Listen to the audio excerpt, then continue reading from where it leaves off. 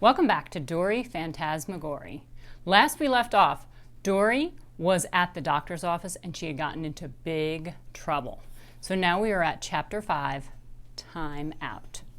When we get home from the doctor, I am in huge trouble. My mom tells me I have to go to my room for time out. I say, "You can just leave my dog food in a bowl outside my door. Woof." This makes my mom so mad that she grabs my paw and drags me up the stairs. "Walk," she says.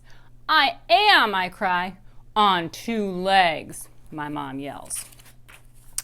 Alone in my room, I suddenly don't feel like being a dog at all. I've got too many problems as a dog. I show Mary my wound. She feels so bad for me. I put my nightgown back on and then I open my door a tiny bit. I can hear my family talking about me in the kitchen. "Rascal gave the doctor a shot," Luke says, laughing. "She is out of control," Violet says. She is laughing too.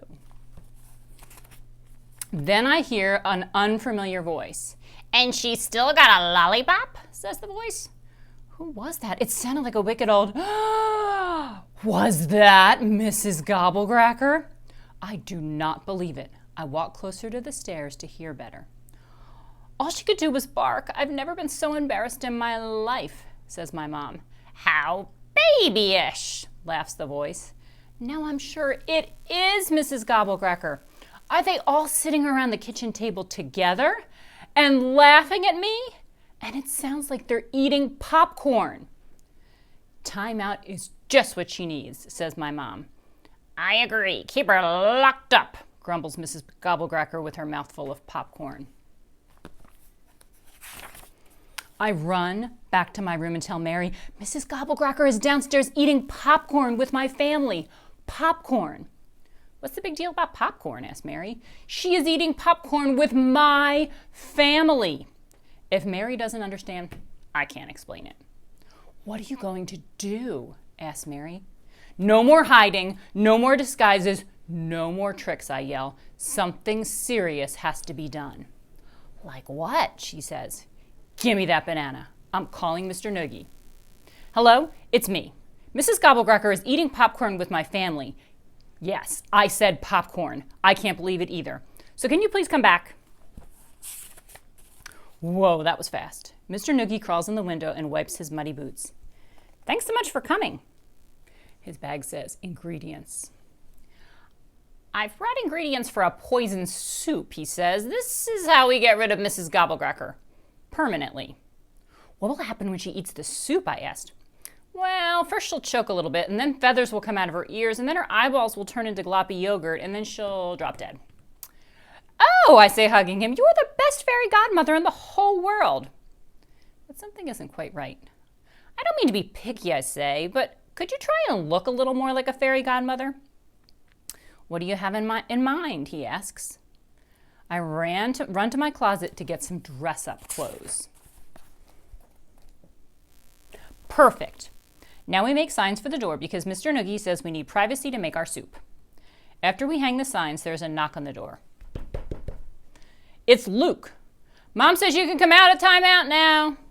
"No thanks," I say, and shut the door. Timeout is turning out to be way too much fun. We don't want any more interruptions, so we decide to send Mary out to be our spy. "Tell us she's coming. And wear this wig," I say, and give her a push out the door. Now that it's quiet, Mr. Noogie and I finally start cooking. We make the deadliest, most delicious poison soup for Mrs. Gobblecracker's dinner. Yuck, she'll love it. Ingredients: black olives, electricity, dead wolf juice, blood tubes and tailbones, all the rotten parts of all the apples in the world, and of course, chicken broth. When the soup is ready, we carry it down to the kitchen while Mary keeps Mrs. Gobblecracker distracted.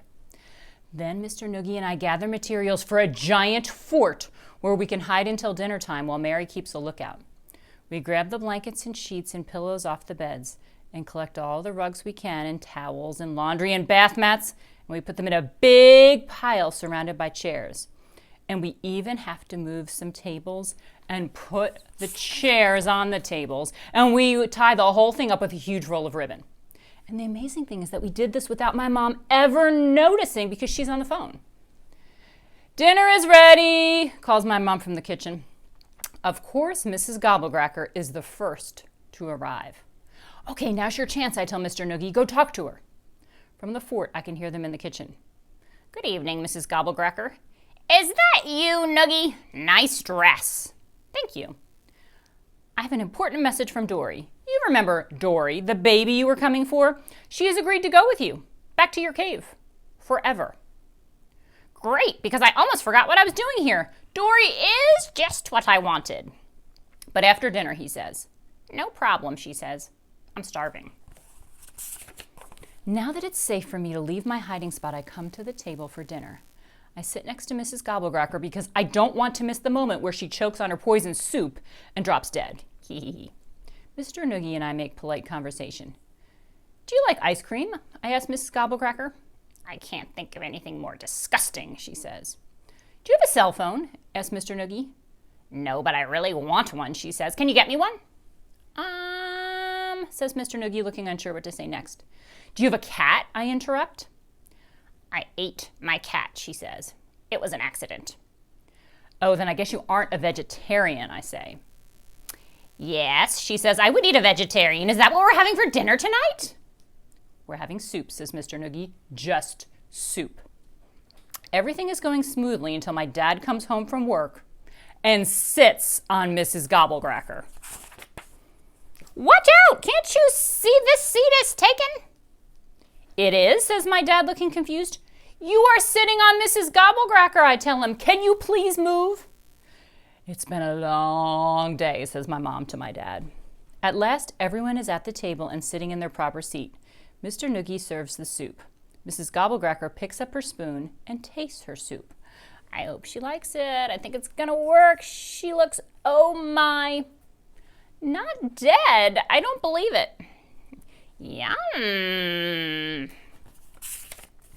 Delicious," says Mrs. Gobblecracker, spooning more into her mouth as it drips down her chin.